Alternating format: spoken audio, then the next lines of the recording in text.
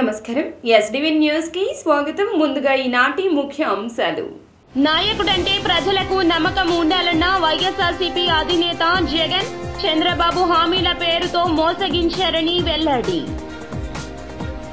స్థానిక 63వ డివిజన్ పాత రాజీవ్ నగర్ లో ఇంటింటికి వెళ్లి ఫ్యాను గుర్తుకు ఓటు వేసి ఎమ్మెల్యేగా తనను ఎంపీ అభ్యర్థిగా కేసినేని నానీలను గెలిపించాలని కోరిన వైఎస్ఆర్సీపీ సెంట్రల్ అభ్యర్థి వెల్లంపల్లి శ్రీనివాసరావు తెదేపా మేనిఫెస్టోను చూసి వైకాపా నాయకులకు వెన్నులో వణుకు పుడుతోందన్న ఎమ్మెల్యే అభ్యర్థి గద్దె రామ్మోహన్ స్థానిక 18వ డివిజన్లో ఎన్నికల ప్రచారం నిర్వహించిన ఎమ్మెల్యే అభ్యర్థి గద్దె గత 5 ఏళ్లలో జరిగిన అభివృద్ధిని చూసి ఓర్వలేక గద్దె రామ్మోహన్ నిత్యం నిరాధార ఆరోపణలు చేస్తున్నారన్న వైసీపీ తూర్పు నియోజకవర్గ ఇన్ఛార్జ్ దేవినేని అవినాష్ ఆయన చేసే పనులను ప్రజలు చీదరించుకుంటున్నారని వెల్లడి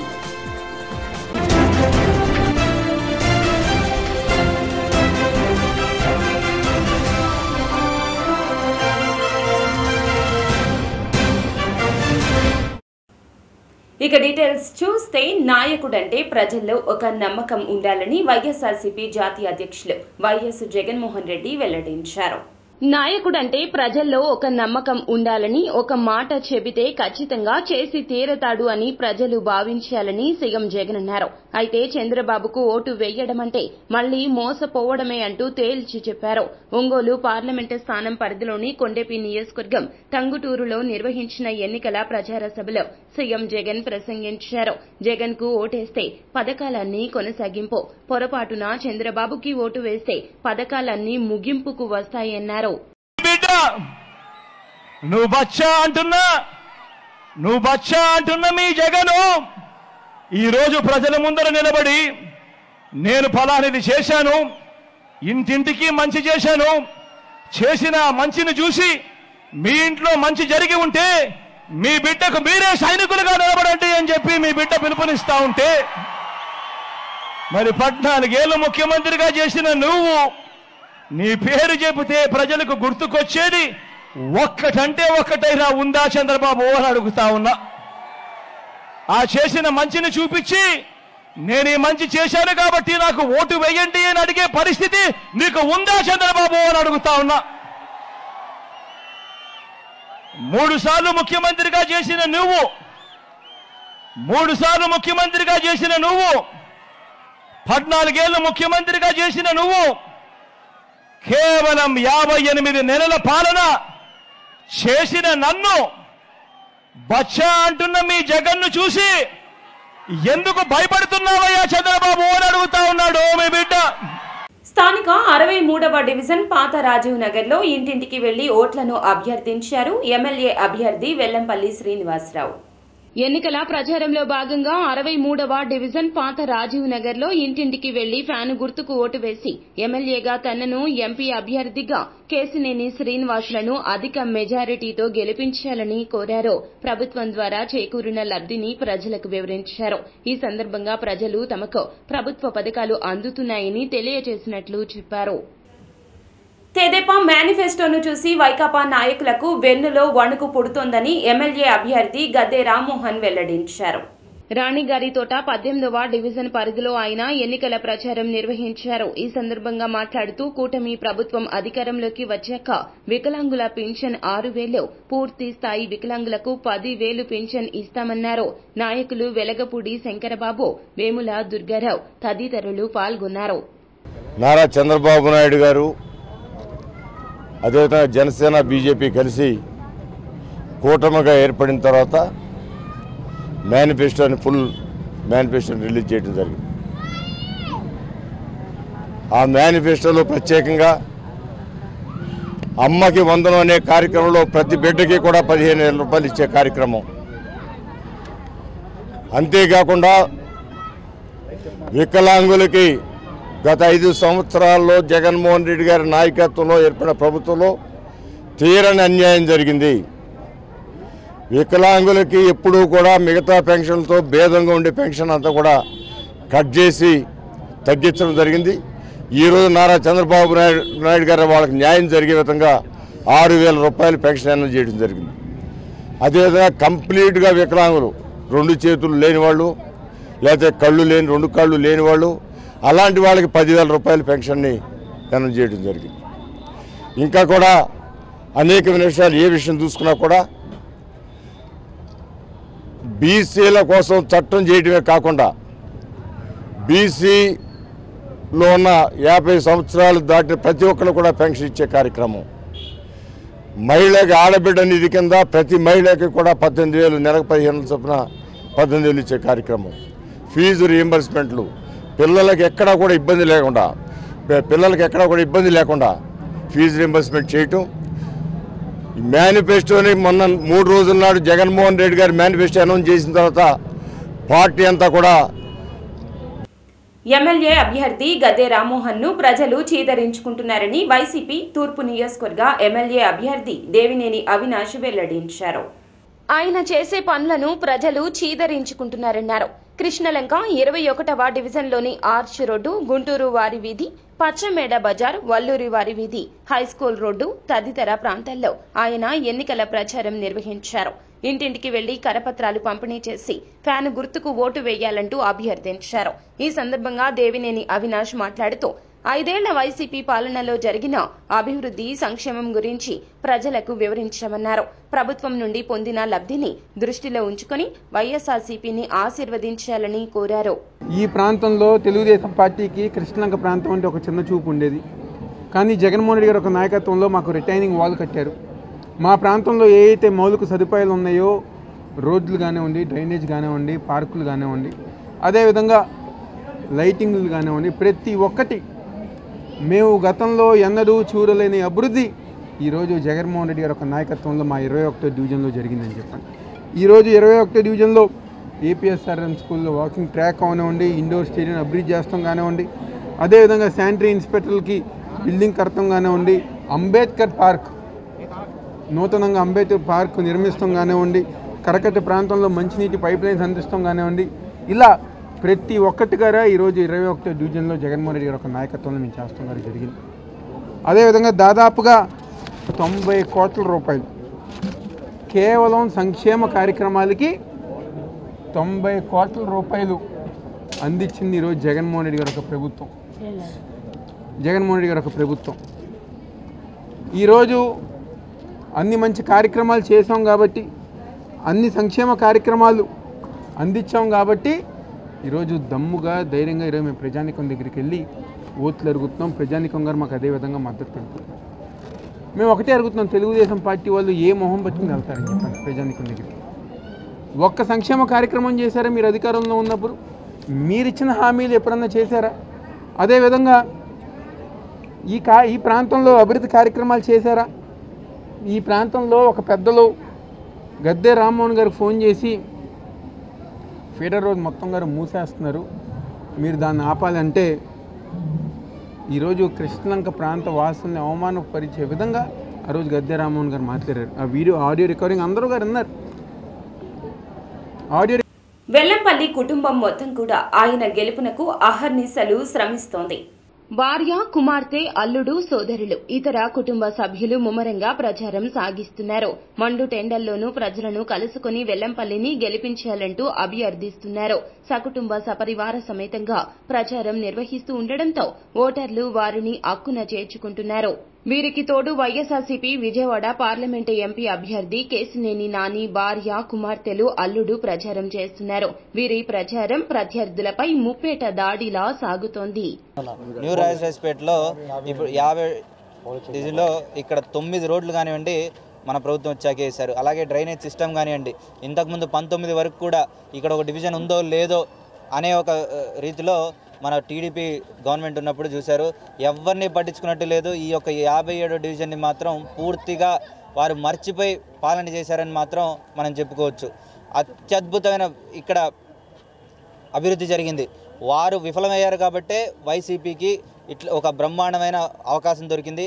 రోడ్లు కానివ్వండి, డ్రైనేజ్ సిస్టమ్ కానివ్వండి, నీటి సరఫరా కానివ్వండి, ఏ ఒక్క అభివృద్ధి కానివ్వండి ఇక్కడ వైఎస్ఆర్సీపీ గవర్నమెంట్ వచ్చాకే జరిగింది. స్ట్రీట్ లైట్లతో సహా ప్రతి ఒక్కటి వైఎస్ఆర్సీపీ గవర్నమెంట్లోనే వచ్చింది.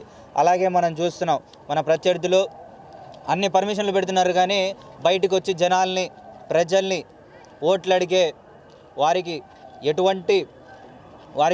అర్హత లేదని వారికి అర్థమైంది. ఇన్ని రోజులు ఎందుకు ఓట్లాడుతున్నారో వాళ్ళకి తెలియదు. ఇప్పుడు వారికి స్పష్టత వచ్చింది, మనం పర్మిషన్లు మాత్రమే పెట్టుకోవాలి. కానీ న్యూ రాజరాజపేటలో వెల్లంపల్లి శ్రీనివాసరావు గారు అల్లుడు గారు, చక్రవర్తి గారు, అదేవిధంగా కేసీఆర్ అల్లుడు గారు, నాన్నగారు అల్లుడు గారు కూడా రావడం జరిగింది. ఇప్పుడు మేము తిరిగే ప్రాంతంలో ఒక చిన్నపాటి వర్షం వస్తేనే ఈ రోడ్డు మునిగిపోయి బురదతో బళ్ళు రావాలన్నా, అదేవిధంగా కారు రావాలన్నా చాలా ఇబ్బందికరమైన వాతావరణంలో మెయిన్ రోడ్డు మీద ఎక్కడో చివరి పెట్టి ఇక్కడ దాకా నడుచుకొని ఆ బురదలో వచ్చేవాళ్ళు. అదే విషయాన్ని మా మల్లా విష్ణు గారు 2019 నుంచి 24 మధ్యలో ఈ పోలీస్ స్టేషన్ ఎదురుగా ఉండే 9 రోడ్లు వేయడం జరిగింది. అదేవిధంగా అండర్గ్రౌండ్ డ్రైనేజీ కూడా వేయడం జరిగింది. అదేవిధంగా కనీసం మంచినీరు సదుపాయం కూడా లేకుండా ఉండేది ఈ ఏరియాలో, న్యూ డెవలప్మెంట్ ఏరియాలో. కానీ మా మల్లా విష్ణు గారు అదేవిధంగా జగనన్న పరిపాలనలో మంచినీరు అందించాం, అదేవిధంగా డ్రైనేజీ వ్యవస్థను తీసుకొచ్చాం, అదేవిధంగా మేము ఇప్పుడు మాట్లాడే రోడ్డు కూడా తార్ రోడ్డు వేయడం కూడా జరిగింది. ఎందుకు చెప్తామంటే 2014 నుంచి 19 వరకు కనీసం గుప్పిడి మట్టి కూడా ఈ రోడ్లో వేయలేదని చెప్పి మేము ఘంటాపథంగా చెప్తున్నాం.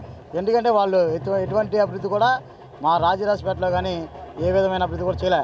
అదేవిధంగా రాజరాజపేట ఉండే ప్రజలకి టీడీపీ అధినేత చంద్రబాబు నాయుడు, ఎమ్మెల్సీ అశోక్ బాబులపై ఎన్నికల రాజకీయ వ్యూహకర్త రాకేష్ కుమార్ సంచలన ఆరోపణలు గుప్పించారు.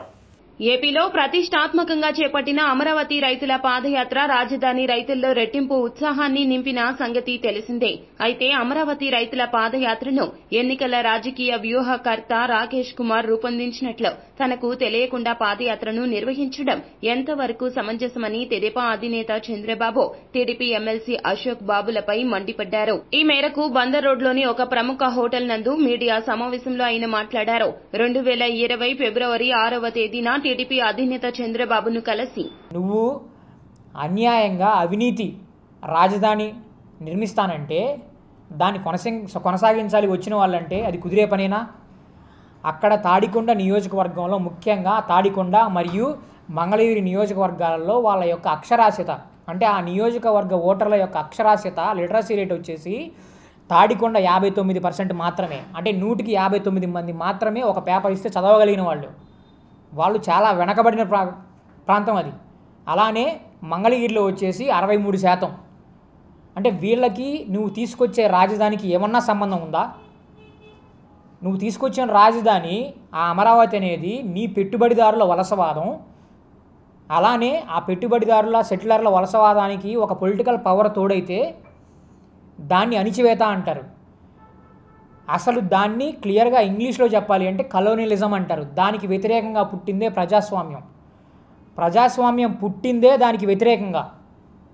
మీరు ఎవరైనా దమ్ముంటే దావోస్లో దొండకాయ వేపుడున్న వాళ్ళు ఉన్నారు కదా, మీరు రండి, ఎవడైనా సరే చర్చకు వస్తే నేను సిద్ధం, ప్రజల్లోనే మిమ్మల్ని ఎండగడతా. అంత దమ్మున్న మగోడు నేను పెట్టి కేసు పెట్టి మీకు వెళ్ళిపోయింది. ఆల్రెడీ మెసేజ్లు వచ్చినాయి, మీరే వాట్సాప్లు పెట్టారు, నాకు కూడా తెలియదు. నేను ప్రెస్ మీట్ ఇచ్చిన తర్వాత ఆ రోజు ఏదైతే నేను మీడియా వారితో సమావేశం అయ్యానో నాకు కూడా రాలా వీడియో, వాళ్ళే పెట్టారు వేరే వాళ్ళకి, అది నాకు పంపించారు. వాళ్ళకి చేరిపోయింది అప్పటికప్పుడే మెసేజ్. మీరు దమ్ముంటే బయటికి ఎందుకు రారు? నీ మేనిఫెస్టో నమ్మాలా? చంద్రబాబు నాయుడు వైఖరి మీ ఇంటికి వస్తే ఏమిస్తారు, మా ఇంటికి వస్తే ఏం చేస్తారు? మళ్ళీ చెప్తున్నా, చంద్రబాబు నాయుడు అనేవాడి వైఖరి మొదటి నుంచి మీ ఇంటికి వస్తే ఏమిస్తారు, మా ఇంటికి వస్తే ఏం చేస్తారు, ఇదే వైఖరి. నువ్వు చేసింది ట్రికిల్. కూటమి మేనిఫెస్టోలో ఫోటోల వివాదం సందర్భంగా పేర్ని నాని ఆసక్తికర వ్యాఖ్యలు చేశారు. మేనిఫెస్టోపై చంద్రబాబు, పవన్ కళ్యాణ్ ఫోటోలు మాత్రమే ఉండడం, బీజేపీకి చెందిన వారి ఫోటో లేకపోవడంపై స్పందిస్తూ ఆయన మాట్లాడారు. ప్రజల జీవితాలు మారుస్తామంటూ కబుర్లు చెప్పారని, కానీ ముగ్గురులో ఒకరు సంతకం పెట్టే పరిస్థితి లేదంటూ ఎద్దేవా చేశారు. మేనిఫెస్టోతో మోసం చేస్తున్నారని ప్రజలకు తెలిసిపోయిందన్నారు. గత మేనిఫెస్టోలో ఎన్ని హామీలు అమలు చేశారంటూ పేర్ని నాని ఈ సందర్భంగా ప్రశ్నించారు. నేను సంవత్సరం ఒక 2.5 లక్షల కోట్ల రూపాయలు నేను ఖర్చు పెడతాను, అంటే జనాలకు ఇస్తానని చెప్తున్నాను. ఇవి దీని నుంచి ఇక్కడి నుంచి తెస్తానని చెప్తాడు ఈయనంట. మరి ఎక్కడి నుంచి చేస్తాడు? సంపద సృష్టిస్తానంటాడు. సంపద సృష్టించి సంపదలోంచి డబ్బులు ఖర్చు పెడతాను. ఏంటది? మామూలు అదేమన్నా అక్షయ పాత్ర లేదా లంకి బిందులా? ఎక్కడి నుంచి వస్తాయి? రాష్ట్రానికి ఆదాయం ఎక్కడి నుంచి తెస్తావు? చెప్పాలి కదా. ఈ పథకాలు అమలు చేయడానికి నీకు డబ్బు ఎక్కడి నుంచి తెస్తావు? అంటే 2014లో ఎలా అయితే పచ్చి మోసం దగా చేసావో మళ్ళీ ఇది ఒక దగా మేనిఫెస్టో కదా. అందుకోసమే కదా ఇందులో ఒక ఆయన తప్పుకున్నాడు కదా. 3 మేనిఫెస్టో అన్నారు, ఏదో ఒక ఫోటో లేదే. ఏమైపోయింది ఫోటో? ఇవాళకి ఇచ్చింది మీరు. అంటే చంద్రబాబు నాయుడు పవన్ కళ్యాణ్ కలిసి మళ్ళీ జనాల్ని మోసం చేయడానికి బయలుదేరారు కాబట్టి ఆ మోసపు దాంట్లో నన్ను తప్పించండి అని చెప్పి మిమ్మల్ని బతిమాలుకున్నట్టున్నాడు. ఓటమి భయంతోనే వైసీపీ నేతలు దుష్ప్రచారం చేస్తున్నారని బీజేపీ నేతలు దుయ్యబట్టారు.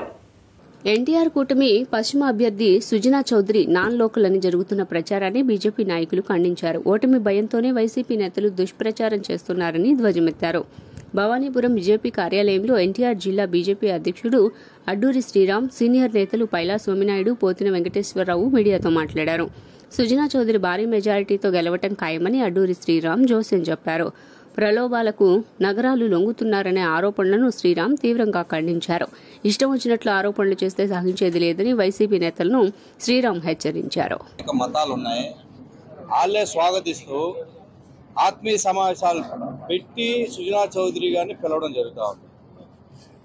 అంతే తప్ప వైఎస్ఆర్ కాంగ్రెస్ పార్టీ నాయకులు చెప్పినట్టుగా డబ్బులు ఇచ్చి లొంగ తీసుకుంటున్నారు అనేది పశ్చిమ నియోజకవర్గంలో ఉన్నటువంటి కులాలు, ప్రజలు ఆత్మకి, అభిమానానికి, విశ్వాసానికి లొంగుతారు తప్ప డబ్బుకి లొంగరు అనేటువంటి విషయాన్ని వైఎస్ఆర్ కాంగ్రెస్ పార్టీ నాయకులు గమనించాలి. ముఖ్యంగా అభిమానానికి, అభివృద్ధికి, పశ్చిమ నియోజకవర్గ అభివృద్ధి సుజనా చౌదరి గారితోనే సాధ్యమవుద్ది. అటు మోడీ గారి దగ్గరికి వెళ్ళాలన్నా ఒకరోజు అపాయింట్మెంట్ తీసుకోగలరు. ఈరోజు ముక్త కంఠంతో ఆధ్యాత్మిక భావాలు ఎక్కువ ఉన్నటువంటి నగరాల కులస్తులంతా కూడా భారతీయ జనతా పార్టీ, తెలుగుదేశం, జనసేన బలపరిచినటువంటి భారతీయ జనతా పార్టీ అభ్యర్థి సుజనా చౌదరి గారు గెలవాలనేటువంటి ఆకాంక్షతోనే అనేక మంది పెద్దలు, పోతి వెంకటేశ్వర కావచ్చు, సోమనాయుడు గారు కావచ్చు, బేసు కంఠేశ్వర గారు కావచ్చు, అనేక మంది పెద్దలు ఈ యొక్క భారతీయ జనతా ఆయన నాకన్నా ఎక్కువ ఆలోచనతో ఆయన ఇంకే ఇలా చేస్తే బాగుంటుంది కదా, ఇలా చేస్తే బాగుంటుంది కదా అంటే, ఫర్ ఎగ్జాంపుల్ ఇక్కడ నేటి మునుపు ఉంది వంటకి, అది నేటి మునుపు లేకుండా చేయాలంటే అది సిల్క్ తీయాలండి అని చెప్పడం జరిగింది. సిల్క్ తీయటమే కాదు అంటే చౌదరి గారు చెప్తున్నారు, సిల్క్ తీయటమే కాదు, అది రైల్వే మినిస్టర్ తోటి మాట్లాడి లైన్ బ్లాక్ తీసుకోవాలి, లైన్ బ్లాక్ తీసుకొని అది మొత్తం అంతా నేను కన్స్ట్రక్షన్ చేసి డెవలప్ చేసి నేను వదులుతాను, అది బాగుంటుంది కదా, అది చాలా బాగుంటుంది అండి అని చెప్పి నేను అనడం జరిగింది. అలాగా ఇంకా మిగతా విషయాలు చెప్తే ఇంకా దాన్ని నేను చెప్పిన దానికి ఇంకా జోడించి ఇంకా ఎక్కువ చెప్పడం జరిగింది. టీచర్ల దగ్గర పొన్నవరంలో ఆయన జన్మించినటువంటి వ్యక్తి. వాళ్ళ నాన్నగారు విజయవాడ కృష్ణ బ్యారేజీ సంబంధించినటువంటి ఒక ఇంజనీర్గా పనిచేస్తూ, పాల్ ఫ్యాక్టరీలో కూడా ఒక ఇంజనీర్గా పనిచేసినటువంటి వ్యక్తి. వాళ్ళ తాతగారు కూడా విజయవాడలో పోలీస్ ఆఫీసర్గా కూడా పనిచేసినటువంటి ఒక ఇది. వాళ్ళకి ఇప్పుడు కూడా మరి విజయవాడలో ఇల్లు వాకల్లో చుట్టాలు, బంధువులు కలిగినటువంటి పరిస్థితి. కాబట్టి సుజనా చౌదరి గారు లోకల్, నాన్ లోకల్ అనేటువంటి వాళ్ళు ఎవరు కూడా దానికి సంబంధం లేనటువంటి వాళ్ళు, అవగాహన లేనటువంటి వాళ్ళు. సుజనా చౌదరి గారు పక్కా కృష్ణా జిల్లా. జగనన్న సంక్షేమ పథకాల్లో ప్రజలు సుఖ సంతోషాలతో ఉన్నారని వైసీపీ పశ్చిమ అభ్యర్థి షేక్ ఆసిఫ్ వెల్లడించారు. ప్రజలు ఆలోచించి సంక్షేమ పథకాలను అందించిన వైసీపీకి ఓటు వేసి గెలిపించాలని ఆ పార్టీ పశ్చిమ అభ్యర్థి షేక్ ఆసిఫ్ ప్రజలను కోరారు. మంగళవారం 41వ డివిజన్లో ఆయన ఎన్నికల ప్రచారం నిర్వహించారు. ఈ సందర్భంగా ఆయన మాట్లాడుతూ ఇచ్చిన హామీలను 99% అమలు చేసిన ఘనత తమ నాయకుడు జగన్మోహన్ రెడ్డికి దక్కిందన్నారు. ఢిల్లీ నుంచి వచ్చిన దొంగల ముఠా సభ్యుడు పశ్చిమ నగరంలో డబ్బు సంచులతో ఎన్నికల్లో గెలవాలని కుట్రలు పన్నుతున్నారన్నారు. ప్రజలు వారి పట్ల జాగ్రత్తగా ఉండాలన్నారు. సంక్షేమ పథకాలు అందించిన వైసీపీకి ఓటు వేసి అఖండ మెజారిటీ ఇవ్వాలని కోరారు. అనేక పదవులు అనుభవించి ఆయన పక్కన చేరి కేవలం డబ్బుల కోసం కులమతాలకు అతీతంగా ఉండే నియోజకవర్గంలో అందరూ ఆయన పక్కన చేరి ఆయనకి సపోర్ట్ చేస్తూ తన జేబులు నింపుకోవడానికి ఆయన పక్కన చేరి కావాలని చెప్పేసి అందరిలో అలజడి సృష్టిస్తున్నారు. మొన్నటిదాకా మేము తెలుగుదేశానికి సపోర్ట్ చేస్తున్నామన్నారు, ఇప్పుడేమో బీజేపీకి కమలానికి ఓటేయండి అని చెప్తున్నారు. వీళ్ళు మైనార్టీ నాయకులు మళ్ళీ మైనార్టీ నాయకులని చెప్పుకునే వీళ్ళకి ప్రజలు బుద్ధి చెప్పాలి. కావాలని చెప్పేసి ప్రజల్ని డబ్బుతో లోపరుచుకోవాలి అని చెప్పేసి, అలాగే నియోజకవర్గంలో పెయిడ్ ఆర్టిస్టులు పెట్టుకొని వాళ్ళు ఏదో రోడ్ షోలు చేసుకుంటూ తిరుగుతున్నారు. ఏ గడపకి వెళ్ళినా పాపాన పోలేదు. పశ్చిమ నియోజకవర్గంలో 12-13 డివిజన్లో కొండ ప్రాంతం ఉంటే ఏ ఒక్కళ్ళ సమస్య వాళ్ళకి తెలియదు, ఎంత అభివృద్ధి జరిగిందో తెలియదు. పశ్చిమ అపోజిషన్లో క్యాంపెయినింగ్లు చేసుకుంటున్నారనేది అర్థమవుతా ఉంది. మీతో మిమ్మల్ని ఢీకొనడానికి ఏ డివిజన్కి ఆ డివిజన్ కార్పొరేటరే మీకు మీ స్థాయికి ఎక్కువ అని చెప్పని నేను తెలియజేస్తా ఉన్నా. ఎందుకంటే జగనన్న వచ్చిన తర్వాత 2 సంవత్సరాలు కరోనా కాలానికి పోయినప్పటికీ కూడా 3 ఏళ్లలో ఎంతో అద్భుతంగా ఇక్కడ అభివృద్ధి అనేది జరిగింది. కళ్ళు లేని కబోదుల్లా మీకు తెలియనంత మాత్రాన, మీకు అవగాహన లేనంత మాత్రాన ప్రజలకి అవగాహన లేదు అనుకుంటే అపోజిషన్ పార్టీ వర్షాలు కూడా నీళ్లు నిలబడి చాలా ఇబ్బందులు గురి అవుతున్న వాళ్ళు. మన ప్రభుత్వం వచ్చిన తర్వాత మంచి సీసీ రోడ్లు కానీ, మన స్వాతి దాకా కల్వట్టు నీళ్లు వెళ్ళిపోవడానికి కల్వట్టు కూడా నిర్మించడం జరిగింది. అలాగే ముస్లిమ్స్ బరెల్ గ్రౌండ్ కూడా అభివృద్ధి చేయడం జరిగింది. సుమారుగా నా చిన్న డివిజన్ అయినా సరే 25 కోట్ల రూపాయలు ఖర్చు పెట్టడం జరిగింది. చూస్తే వైసీపీ ప్రభుత్వం వీళ్ళు అంటున్నారు అభివృద్ధి లేదు. ఈ 25 కోట్లు ఖర్చు పెట్టి రోడ్లు కానీ అన్ని సదుపాయాలు కల్పించింది ప్రభుత్వం మా వైసీపీ. వార్తలు ముగించే ముందు ముఖ్య అంశాలు మరోసారి. నాయకుడంటే ప్రజలకు నమ్మకం ఉండాలన్న వైఎస్ఆర్సీపీ అధినేత జగన్, చంద్రబాబు హామీల పేరుతో మోసగించారని వెల్లడి.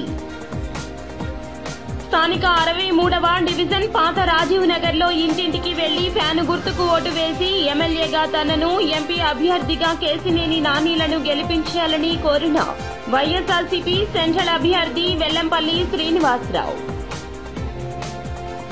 తెదేపా మేనిఫెస్టోను చూసి వైకాపా నాయకులకు వెన్నులో వణుకు పుడుతోందన్న ఎమ్మెల్యే అభ్యర్థి గద్దె రామ్మోహన్. స్థానిక 18వ డివిజన్లో ఎన్నికల ప్రచారం నిర్వహించిన ఎమ్మెల్యే అభ్యర్థి గద్దె. గత 5 ఏళ్లలో జరిగిన అభివృద్ధిని చూసి ఓర్వలేక గద్దె రామ్మోహన్ నిత్యం నిరాధార ఆరోపణలు చేస్తున్నారన్న వైసీపీ తూర్పు నియోజకవర్గ ఇన్ఛార్జ్ దేవినేని అవినాష్. ఆయన చేసే పనులను ప్రజలు చీదరించుకుంటున్నారని వెల్లడి. ఎస్డీవీ న్యూస్ సమాప్తం. నమస్కారం.